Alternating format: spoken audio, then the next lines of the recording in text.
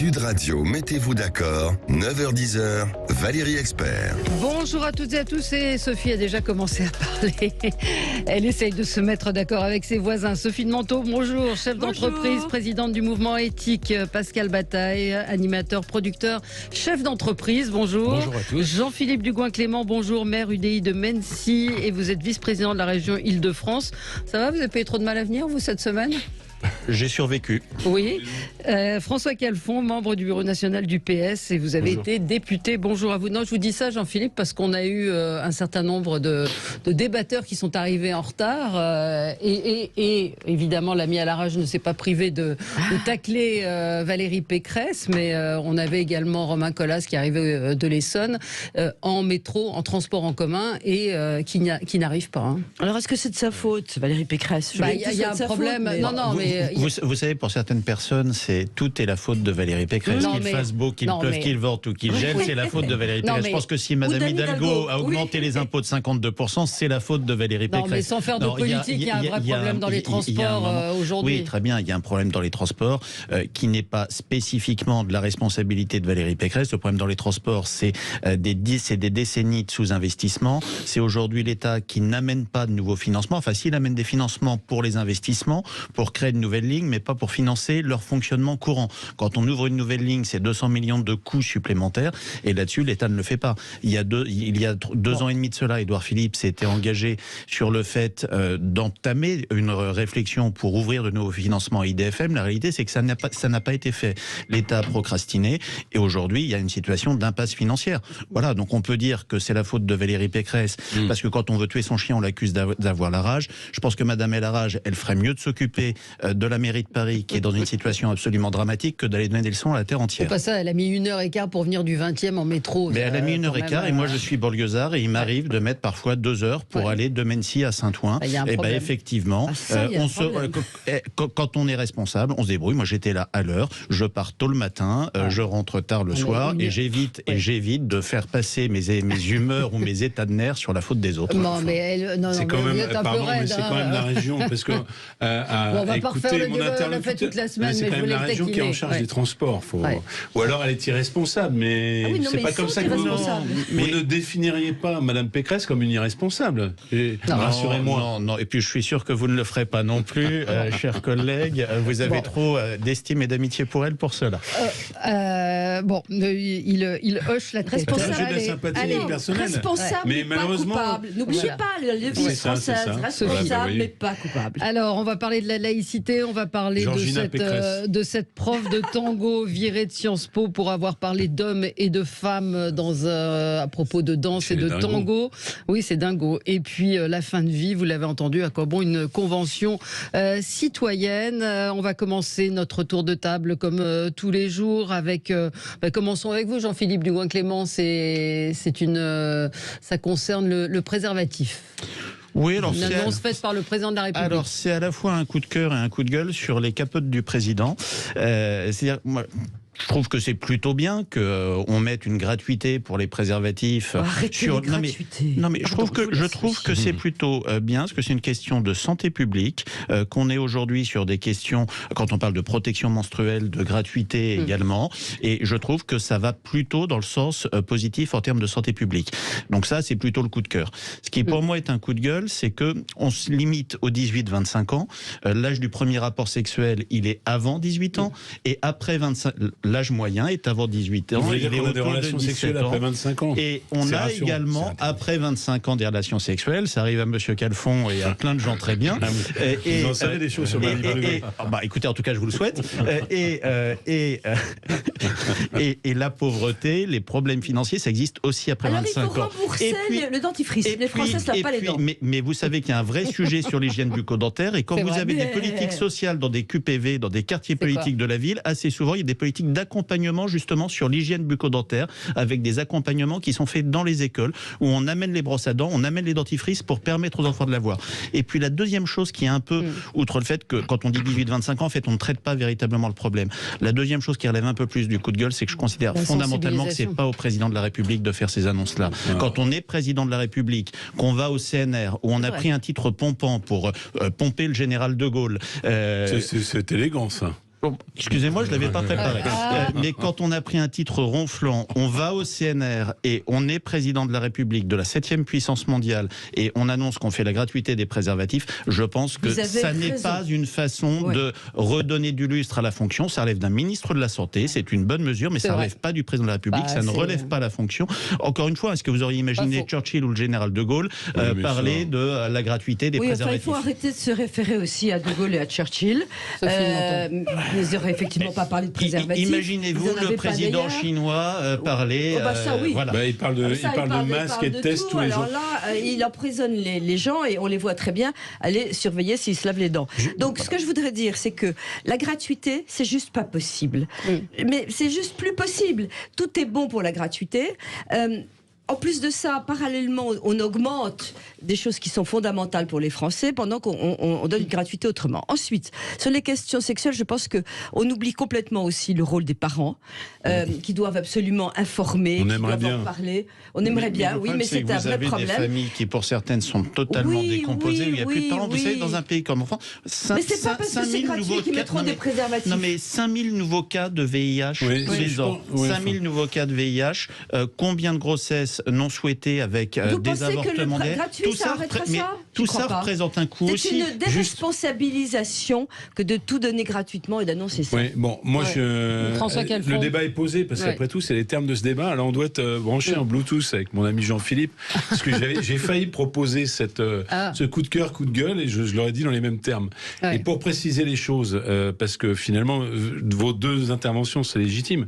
D'abord, il y a 45% d'augmentation des IST, donc des maladies sexuellement transmissibles chez les 18-25 ans. Donc, d'un point de vue de santé publique, parce que je suis d'accord avec vous sur la gratuité, c'est quand même mieux de donner des capotes que de soigner des streptocoques, si j'ose dire, et y compris le sida. Donc ça, je pense que c'est plutôt une bonne mesure. Mais c'est vrai aussi que ça ne remplace pas des vraies campagnes de sensibilisation, de prévention. Mettre le fric là-dessus. Voilà, après tout, les jeunes commencent à avoir du porno à 4 ans et demi.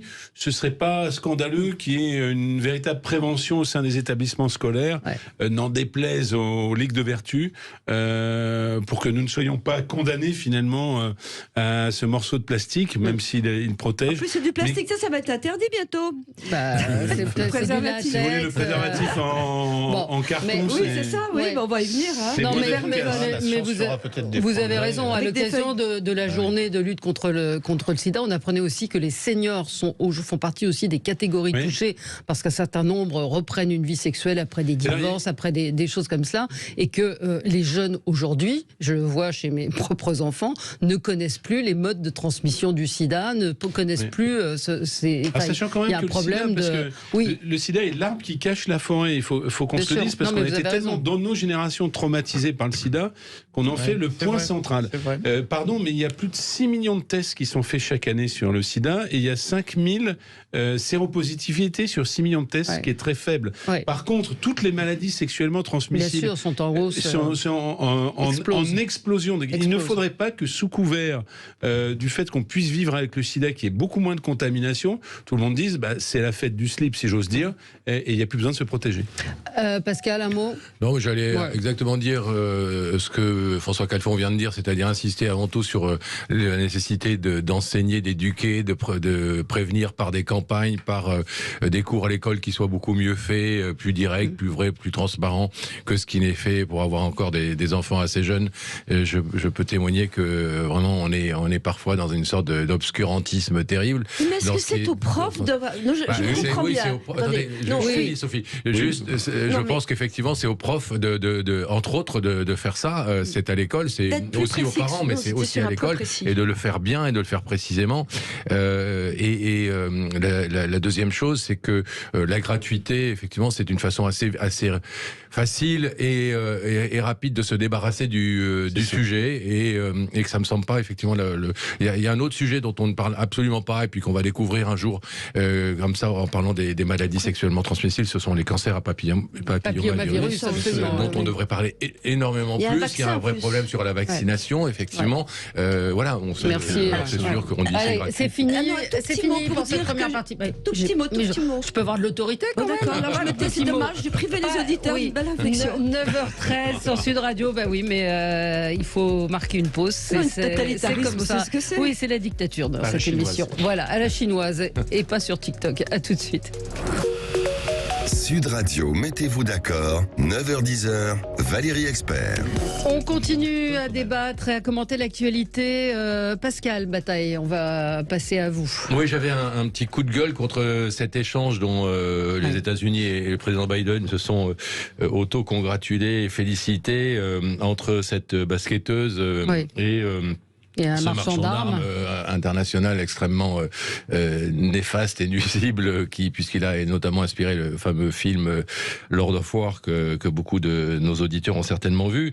Voilà, on se félicite et on se réjouit d'échanger une basketteuse qui a internationale, dont certes la vie est importante et la liberté aussi, contre un marchand d'armes. Je ne comprends pas je comprends sincèrement pas le propos. Je suis extrêmement choqué qu'on puisse procéder à ça sans féliciter et qu'on remette en liberté, parce que le rendre à la Russie, c'est le remettre en liberté, ce type qui a quand même fourni des armes terribles un peu partout sur la planète et notamment aux talibans.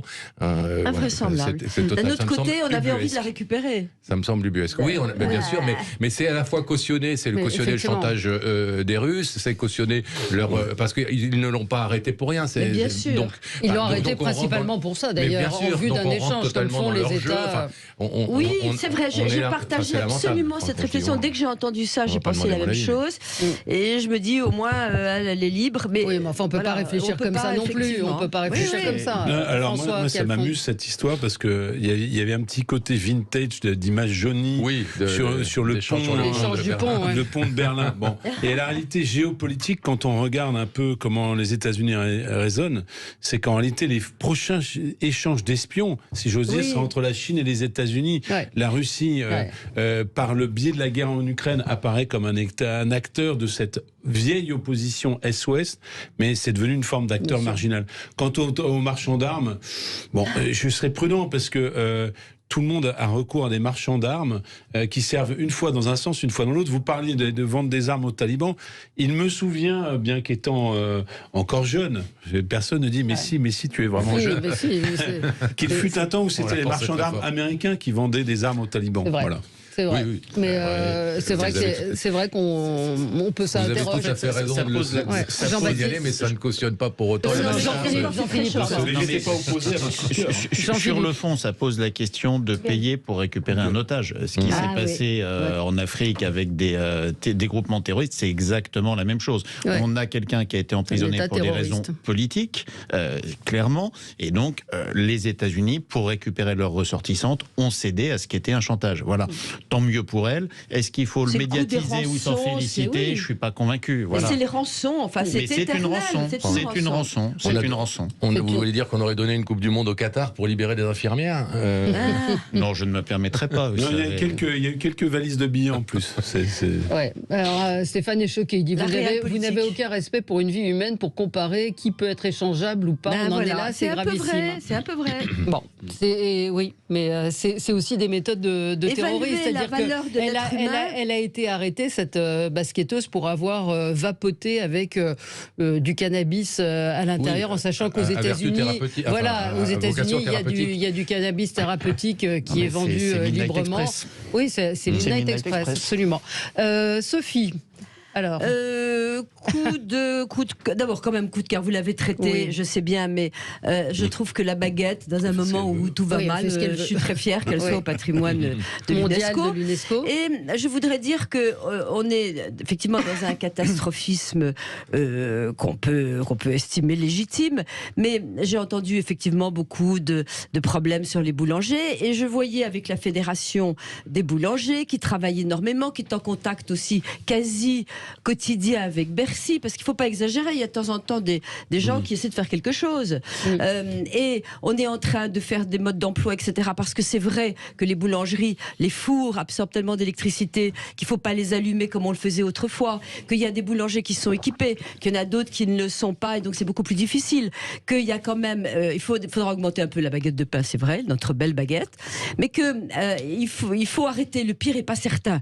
Et là, les boulangeries vont pas mal, à part quelques-uns qui vont très mal, parce qu'il y a des factures d'électricité. C'est pas visiblement ce qu'on entend, et il y a des témoignages. Valérie, mais est-ce qu'on entend la majorité à chaque fois? On voit, et c'est bien, dans les médias, ceux qui vont faire faillite, qui vont très mal, qui ont un problème. La boulangerie, c'est pas la majorité. La boulangerie est extrêmement consommatrice d'électricité. Il y a ce témoignage qu'il y a eu dans l'émission de Cyril Hanouna de ce boulanger. Excusez-moi, c'est pas la France non plus.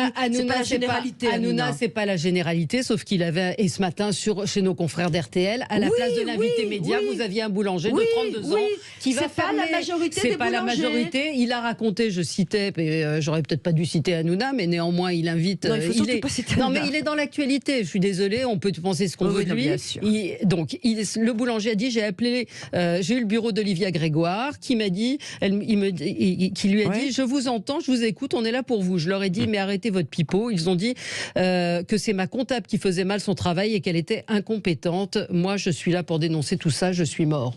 Donc on peut pas répondre à un boulanger. Je suis désolée, c'est pas parce vous mettez trop de chauffage et tout. Est-ce qu'on peut essayer de faire avancer le débat? Vive la baguette.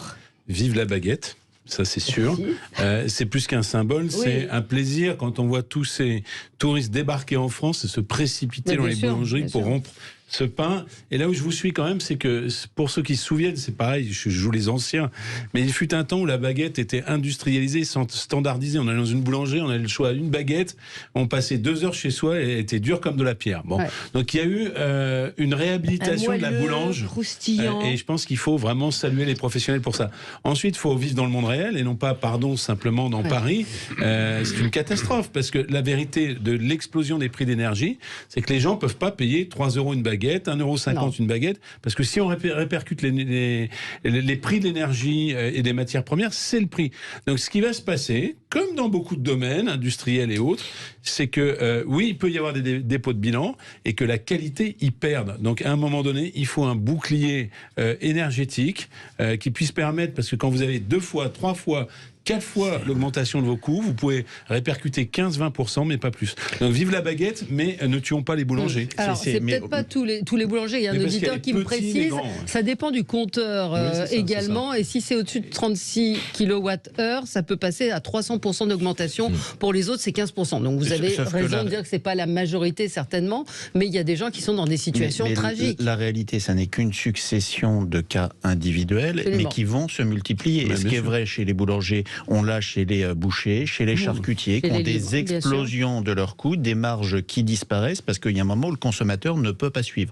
Là, on a quand même ce matin des entreprises qui annoncent, et pas des petites, sur des fabrications de pâtes, notamment qu'elles vont fermer en période hivernale, parce que les coûts de l'énergie font qu'elles vont travailler à perte, c'est-à-dire qu'ils vont fermer les usines, se mettre en chômage technique pendant 3 ou 4 mois pour réouvrir au printemps. Et parfois, ils ne rouvriront pas. Certaines ne rouvriront pas, ou rouvriront sans reprendre l'intégralité de leur personnel.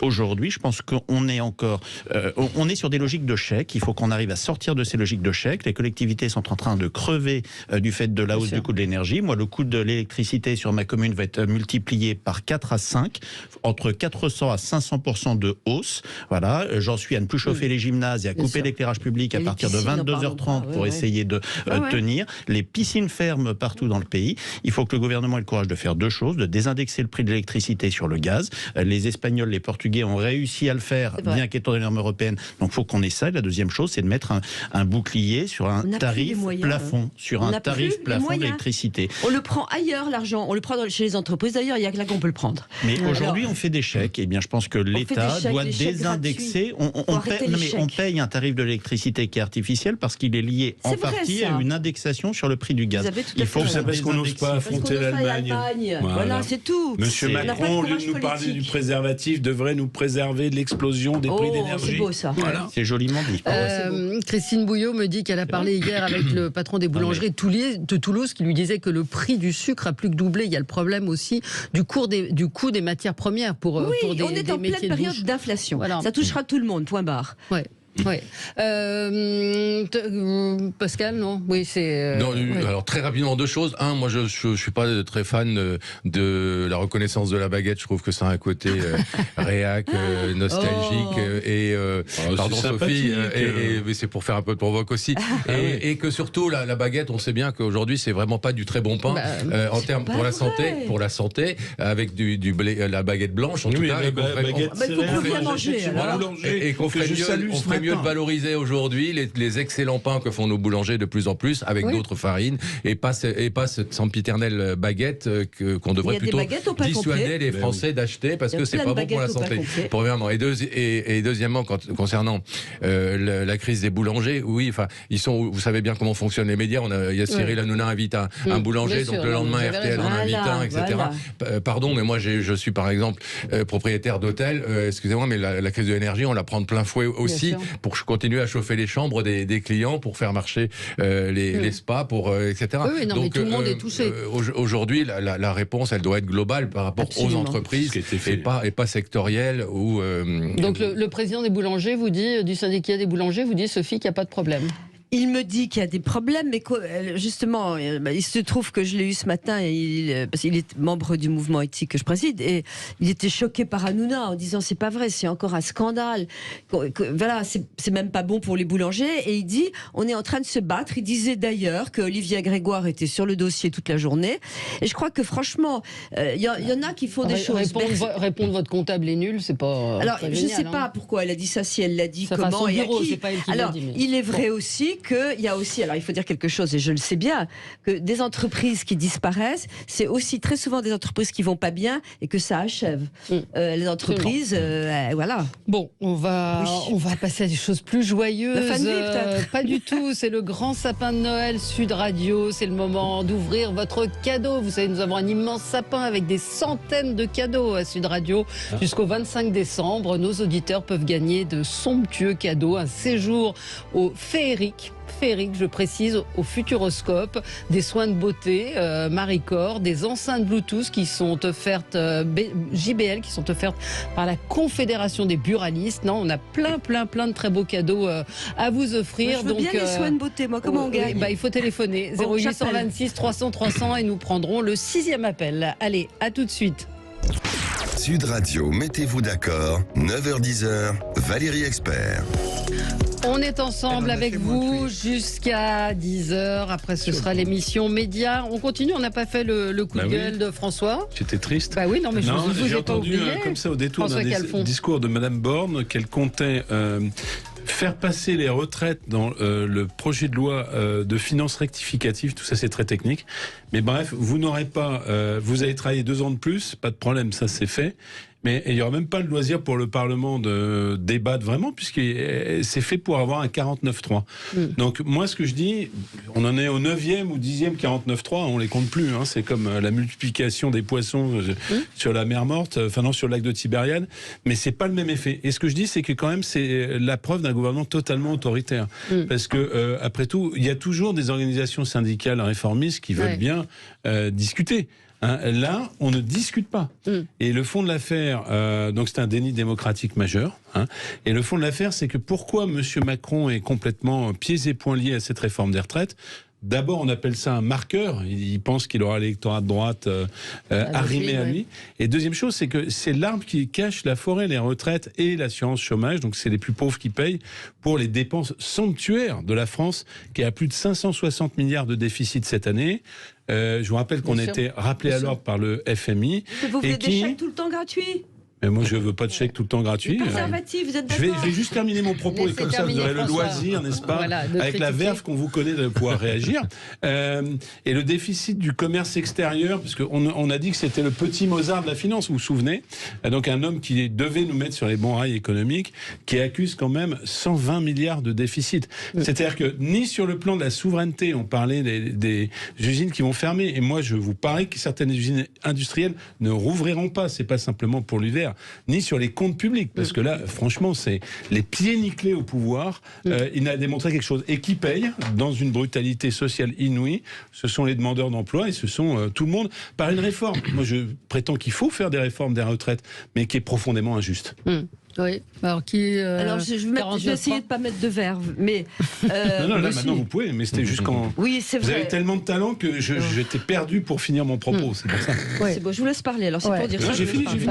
8e 49.3 hier soir. Et là, c'est le 9e qui s'annonce. Et il y en aura, je crois, 13 au total, c'est ce qu'on m'a dit. Alors, juste une petite réflexion. Sophie, on peut pas... On veut tous, tout et son contraire. On veut des gratuités permanentes. On veut des chèques ceci, des chèques chemin, des chèques fuel, des chèques... rentrée scolaire, le chèque Noël 2022. J'ai fait la liste, j'ai fait l'article avec la liste, il y en a 42. Bon. Alors, on veut des gratuités partout. Ensuite, vous dites que ceux qui payent sont ceux qui sont au chômage. La réponse est non. On est souvent trop aidés.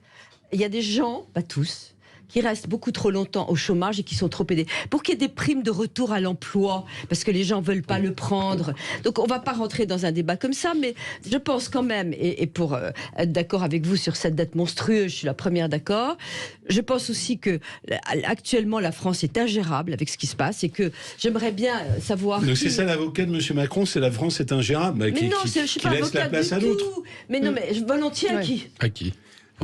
Qui veut la prendre, mais pardon, mais c'est pas sérieux comme argument. C'est pas sérieux. Je ne le défends pas, je trouve qu'il s'occupe de Macron KO, c'est pas sérieux. Sur le fond, ce pays a besoin d'une réforme des retraites. On le sait, tous les gouvernements depuis 20 ans ont fait des réformes, mais en fait qui étaient un moyen de gagner 2 ou 3 ans. Il y en a eu sous Chirac, il y en a eu sous Hollande, et en fait systématiquement on a repoussé le problème, d'ailleurs parce qu'on n'a pas pérennisé le système. Je suis pas convaincu que ce qui est proposé aujourd'hui à y pérenniser le système. Ce qui peut effectivement être choquant, et je rejoins François Calfon là-dessus, c'est le recours systématique au 49.3. C'est de ne pas non mais on peut parfaitement laisser le temps du débat. De toute façon, on est sur des processus législatifs qui sont longs. Il y a une première lecture à l'Assemblée, il y aura ensuite le Sénat, deuxième lecture, commission mixte paritaire. Honnêtement, qu'on laisse quelques semaines pour avoir le débat. On fait un CNR qui ne sert à rien dans tous les domaines. Eh bien, pourquoi est-ce que sur les retraites, qui est un enjeu majeur, on ne prend pas le temps de la discussion? Et moi, en fait, ce qui me... combien de temps qu'on en parle? Ce qui m'énerve profondément là-dedans... tout le temps, c'est normal. Attendez, ce qui m'énerve profondément, et encore une fois, moi je pense qu'il faut la faire, cette réforme des retraites. On vit de plus en plus vieux, et c'est une bonne chose. On commence à travailler de plus en plus tard, parce que le niveau et la durée des études s'allongent. Qu'il faille allonger un petit peu la durée du temps de travail globalement, en tenant compte des spécificités de chacun, c'est quelque chose qui tombe sous le sens, qui est logique. Après, moi, ce qui m'énerve, c'est que ce recours systématique au 49.3, c'est quoi? Ça fait le lit des extrêmes. Ça rend LFI d'un côté et ça rend le Rassemblement national audible sur le fait de dire on refuse la démocratie, on passe en force. Madame Le Pen, qui il y a 10 ans disait qu'il fallait allonger la durée des retraites, qui aujourd'hui dit qu'il ne faut pas l'allonger, systématiquement, ça met de l'eau à leur moulin. Je pense que le fait de tuer le débat permet aux extrêmes de se faire entendre, et c'est ça qui est dangereux. Je suis d'accord, mais on a un Parlement, franchement, qui n'est pas à la hauteur. L'exemple que donne ce Parlement. Les gens ont élu, on a les députés qu'on mérite. Le Parlement n'est pas à la hauteur. Mais on a les députés. Ils ont été élus démocratiquement, Sophie, donc ils ne sont pas à la hauteur. Oui, mais je veux dire, on peut être élu démocratiquement et l'ensemble peut être tumultueux. Systématiquement. Enfin, au-delà des députés, je trouve aussi que les ministres, on en parlait hors antenne avec François Calfon, on est incapable de citer aujourd'hui les ministres, on en connaît 3 ou 4, et quand on les écoute, ce matin, c'était le cas du ministre de l'Éducation, qui patinait, qui était en brasse coulée sur les mesures mesures qui vont être prises à l'école, et c'est pour vous, Jean-Philippe Dubois-Clément. Depuis M. Blanquer, c'est une règle générale chez le ministre de l'Éducation de patiner. Mais là, on lui posait la question de savoir quand même, c'est un petit peu l'actualité, les coupures de courant, ce qui allait se passer dans les écoles, en particulier pour les cantines. Alors après avoir dit nous travaillons sur le sujet, nanana, il a dit puis c'est pas nous, c'est les collectivités. Donc c'est ce qui n'est pas faux d'ailleurs. Donc au-delà de la classe, c'est toute la classe politique qu'on peut fustiger. Non, mais c'est surtout Pascal, une façon de gouverner, c'est une façon d'exercer le métier d'homme politique, c'est une façon de concevoir tout ça qui est à interroger quand même, qui est à questionner. Parce que François Calfon se plaint de l'utilisation trop fréquente du 49.3. J'étais journaliste politique sous Michel Rocard et j'étais à l'Assemblée nationale et je l'ai vu un certain nombre de fois, mais parce qu'il n'avait pas d'autres moyens à un moment de gouverner. Et c'est aussi le cas aujourd'hui d'Elisabeth Borne. Le souci n'est pas tant dans l'utilisation du 49.3, me semble-t-il, que dans le manque de débat en amont et le manque de préparation. Enfin, il y a eu du débat dossiers, sur la retraite. Il y a eu 2 ans avec Jean-Paul Delevoye. 2 ans. Ça fait des mois qu'on en parle et on n'a toujours pas le projet.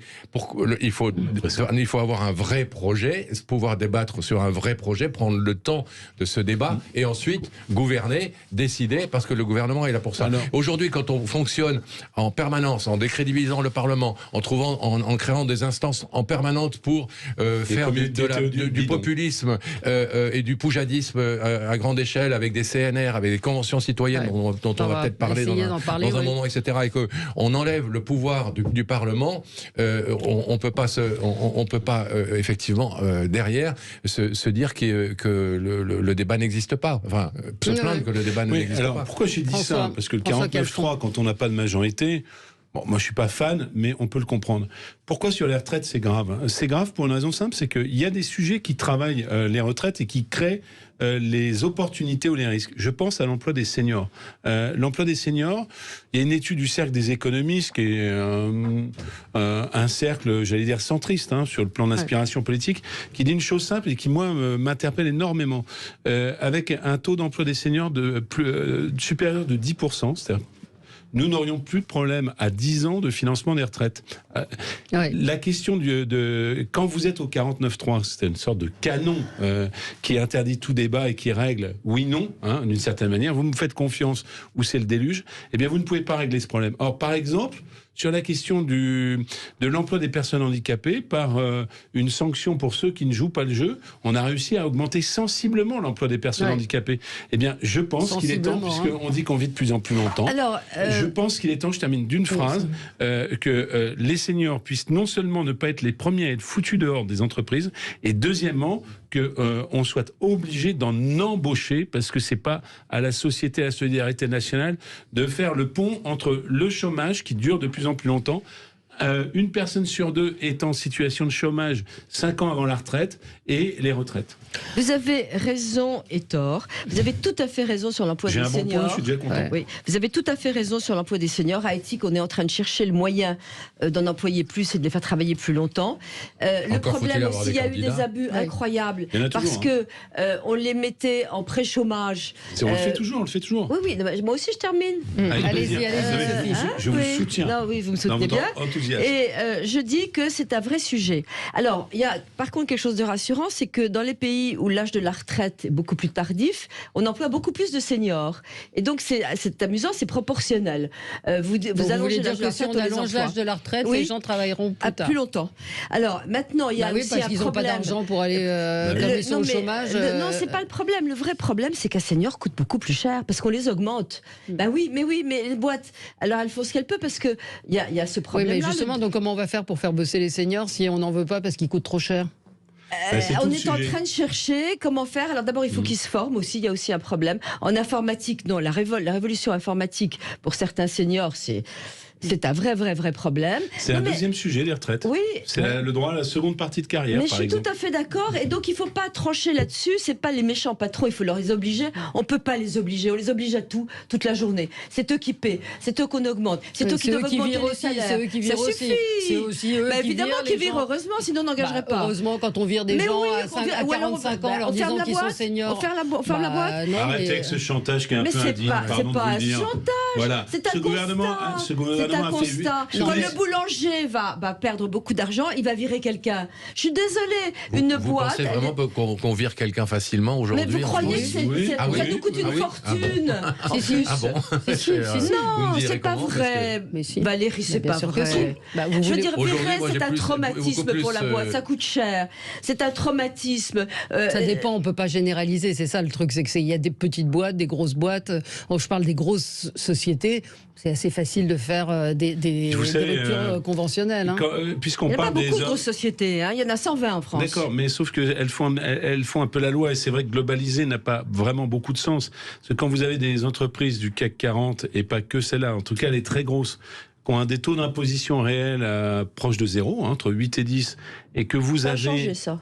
Non, ça n'a pas changé. Avant, il y avait un énorme Regardez écart. l'optimisation fiscale dans un certain nombre de paradis fiscaux, dont certains sont au cœur de l'Europe. Ils sont obligés de partir. Attendez, juste le deuxième point, c'est que quand on parle du boulanger, parce que défendre Bernard Arnault en prenant comme avocat le boulanger, pardon, c'est une Je suis très fière de Bernard Arnault. Vous êtes furieux parce que c'est la première fortune mondiale. Elle est française. C'est une fumisterie, parce que les boulangers, ils ont plutôt 26%, 30% d'imposition, et quand ils rentrent 100 en caisse, ils donnent 75%.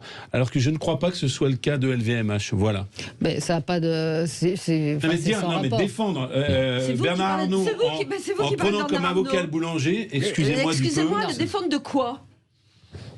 Par exemple que. Ne pas attaquer. On est très fiers de lui, il crée des centaines de milliers d'emplois, c'est vous qui en parlez. Non, mais je parle de la fiscalité, puisque vous dites, c'est toujours un crève-cœur de... Alors, oui, en l'occurrence, c'est difficile. Oui, il y a un certain nombre d'entreprises, j'ai été dans le conseil en ressources humaines, je peux vous dire que c'est, des nombres sur un tableur Excel, les personnels dans un pays. Que dans la PME, où il y a un lien et un rapport de rémunération raisonnable entre le patron et le salarié, ce soit un crève-cœur, je vous l'accorde tout à fait. C'est pas le cas dans un certain nombre d'entreprises un peu désaministrées. Si, parce ils ont des DRH, ils ont des syndicats, ils ont des syndicats dans les grandes boîtes, on n'y a pas dans les PME. Vous avez c'est une entité, et après il y a des multitudes de petites boîtes avec des directeurs qui ont des salariés, et c'est pas, on n'est pas dans Soleil Vert ou dans des usines. On verra combien d'entreprises industrielles après ce choc énergétique n'auront pas délocalisé, parce que elles en parlent, je peux vous le dire. Bien sûr, elles parlent que de ça. Mais les industries, elles n'arrivent pas à tenir. Qui parle aujourd'hui de ce vrai sujet qu'est la problématique pour beaucoup, énormément même de chefs d'entreprise, de trouver à recruter. Bien sûr. Bien sûr, c'est encore autre chose. On parle de licenciement, mais le problème n'est pas licencié aujourd'hui.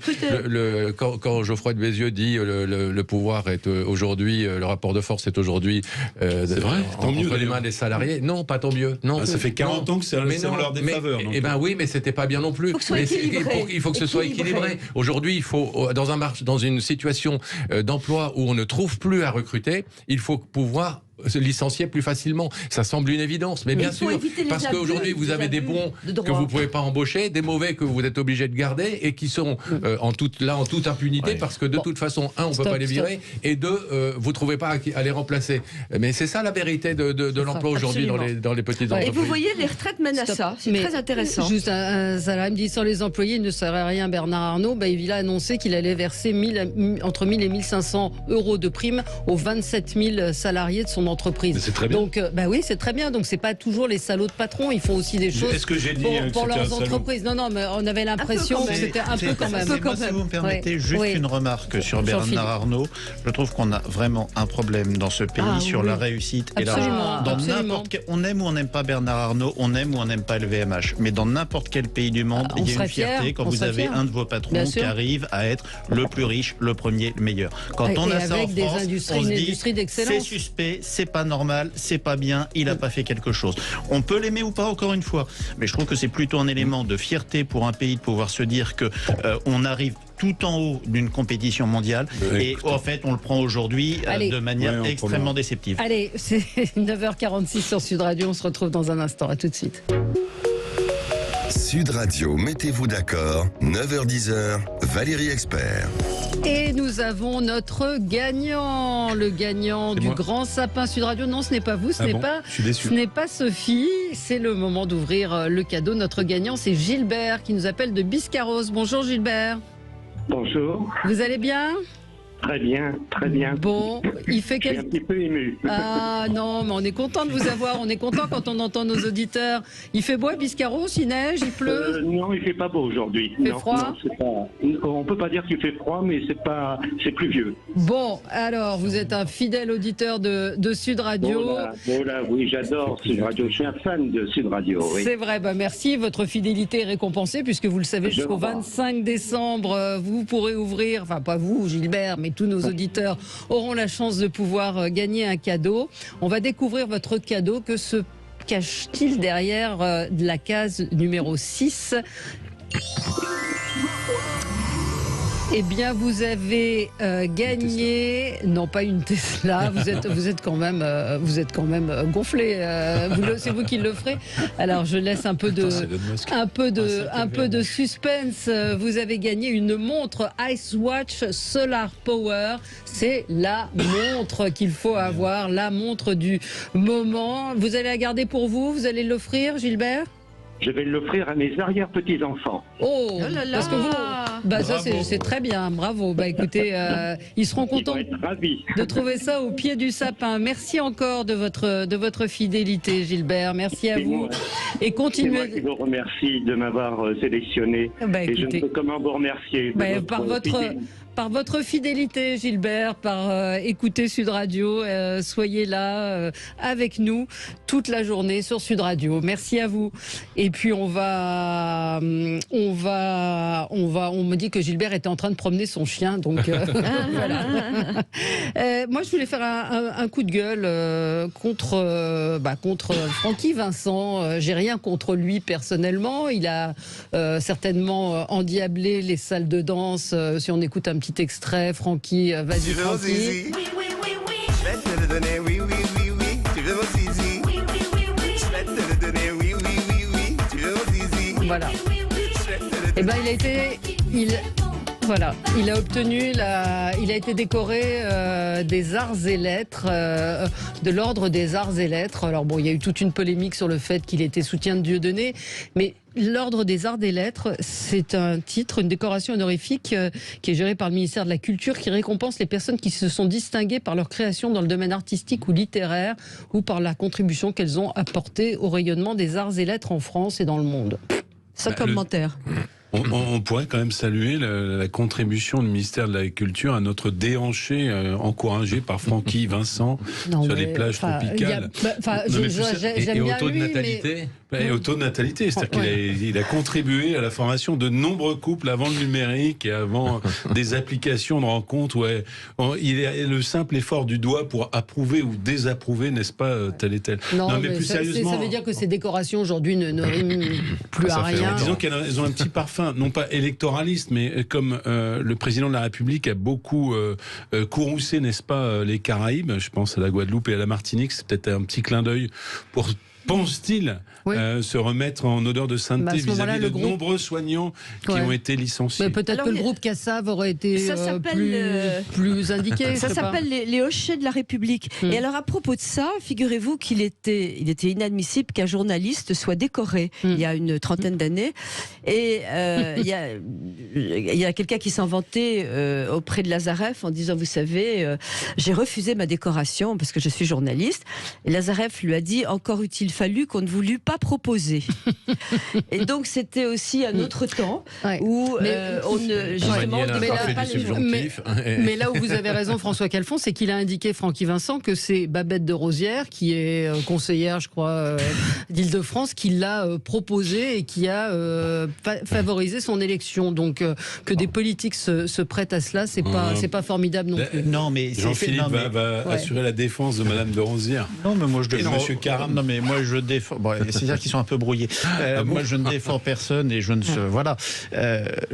La seule chose là-dessus, c'est assez symptomatique de décorations qui sont devenues aujourd'hui des prébendes, des moyens de remercier des copains qui n'ont plus tellement de sens sur le fond. Et à la limite, très bien, tant mieux pour ceux qui les reçoivent. Il y a des gens qui courent après, ça leur fait plaisir.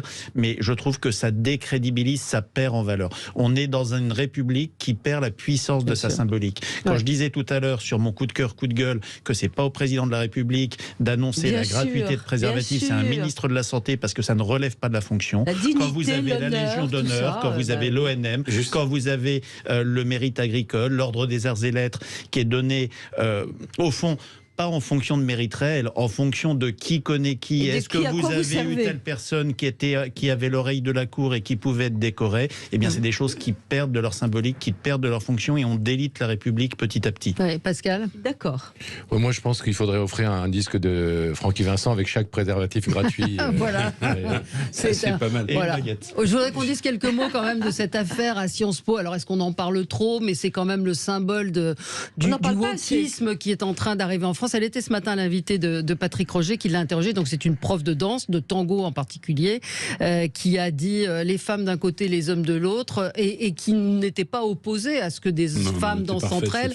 C'est juste qu'on lui a dit qu'on ne disait pas homme et femme, et on disait leader et follower, et qu'elle a refusé cette appellation. Écoutez ce qu'elle disait ce matin chez Patrick Roger. Simplement, ils ont juste changé des termes au sens que lorsque les élèves s'inscrivaient, il y avait un quota homme et un quota femme, puisqu'on fait de la danse de couple, et que les codes de la danse de couple, c'est des hommes qui dansent avec des femmes, donc ils cherchaient à avoir à peu près un équilibre, et donc voilà, sans rien me demander, ils ont changé avec deux termes de follower et leader. Sur lequel ces termes me font réagir profondément, que je peux pas accepter, que nous sommes des milliers dans la danse à ne pas accepter cette, il crée une discrimination réelle entre le danseur et la danseuse, et c'est pas possible. Je leur ai dit, je peux pas dire de follower leader en donnant mes cours, c'est impossible. Alors oui, effectivement, c'est effroyable, et en plus ils ont contesté par la suite le fait que c'était l'homme qui menait, parce que le tango est une valse où c'est l'homme qui mène, etc. Et donc ils contestent, c'est pour ça qu'ils voulaient que ce soit des femmes qui mènent la danse. Même pas, parce qu'à la suite, si. Parce qu'ils m'ont dit à Sciences Po. Danser entre partenaires du même sexe. Non, mais c'est pire que ça. C'est-à-dire qu'elle a expliqué sur une autre chaîne que ensuite, déjà les jeunes gens qui se sont inscrits, leader, follower, la moitié se sont gourés. Ils ont cru que follower c'était les gens qui étaient première année, et leader c'était donc déjà dans la neuve langue, n'est-ce pas, wokiste, on n'y comprend plus rien. Et la deuxième chose, c'est qu'elle fait son premier cours. C'est comme ça que ça s'est passé. Et elle demande, pour équilibrer les couples, les femmes d'un côté, les hommes de l'autre. Et il y a un garçon, manifestement, qui ne se vivait pas dans les définitions de genre, qui sont bien sûr des définitions tout à fait réactionnaires, et qui a dit « je me sens mal à l'aise ». Et il est allé se plaindre à la direction. Qui a commis une plainte en disant je suis victime de discrimination. Sur cette affaire, c'est simple, c'est les dingos 1 et la prof de tango 0. On est dans quel monde? Excusez-moi d'être un vieux con réactionnaire total, mais j'assume, on ne peut plus avancer comme ça dans cette société. Là, on parle de Sciences Po, c'est-à-dire c'est des mômes qui dans 20 ans dirigeront ce pays. C'est des mômes qui dans 20 ans vont diriger ce pays, qui n'assument plus le fait qu'on puisse dire homme ou femme. Mais on vit dans quel monde? On est en train de détruire ce pays et personne n'a le courage de dire halte à la folie. C'est rien à côté des États-Unis. C'est rien à côté des États-Unis. J'ai eu ce débat hier à dîner avec mes enfants, mes fils, sachant qu'on allait en parler, pensant qu'on allait en parler plus longtemps ce matin, et quelle n'a pas été ma stupeur. J'ai des fils aînés notamment qui sont plutôt, je pense, intellectuellement à peu près cortiqués, et dont l'un a fait Sciences Po d'ailleurs, et qui défendait effectivement l'éviction de la prof. Il y a une génération. Donc je pense qu'elle est totalement vieux jeu, et peut-être pourquoi. Enfin, moi ça me choquerait pas qu'on puisse danser le tango entre femmes ou entre hommes, parce que ça la choque. Non, ça ne la choque pas. Non, ça ne la choque pas. Moi j'ai lu une interview d'elle où elle a dit que ça. Elle a dit qu'elle manquait d'hommes justement dans les cours de danse et qu'elle était et qu'il y avait des femmes. C'est fini les 10 heures, on a débordé, mais c'était passionnant. Merci à vous. Dans un instant, l'émission Média. Sud Radio.